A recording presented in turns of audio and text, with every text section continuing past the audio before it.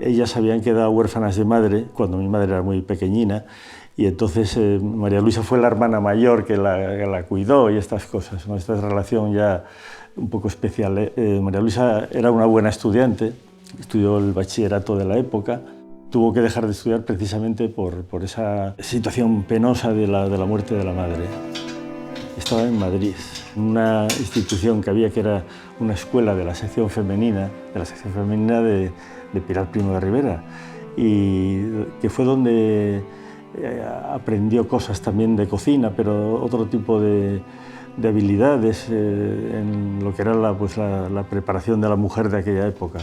En aquel momento las clases de cocina surgieron como una necesidad sociológica. La mujer se incorporaba al trabajo de una forma tímida todavía y entonces no había esa transmisión doméstica de madres a hijas.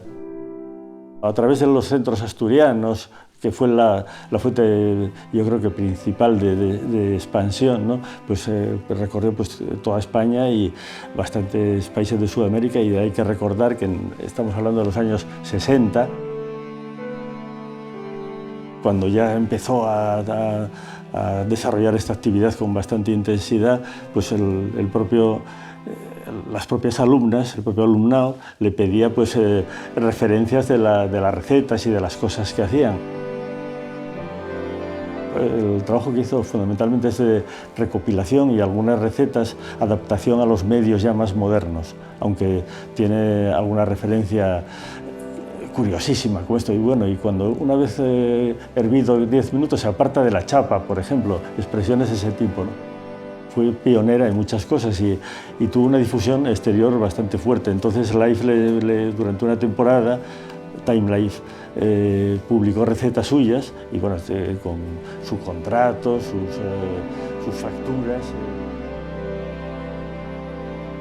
Una de las claves del éxito es el lenguaje y la precisión que utiliza en la receta. Las recetas salen, una pizca es lo que se puede tomar con 2 dedos. Ese tipo de expresiones, que a su vez son las domésticas y habituales de la gente, son las que le permiten llegar también a la gente, claro, naturalmente de la época. El tiempo pasa, ¿no?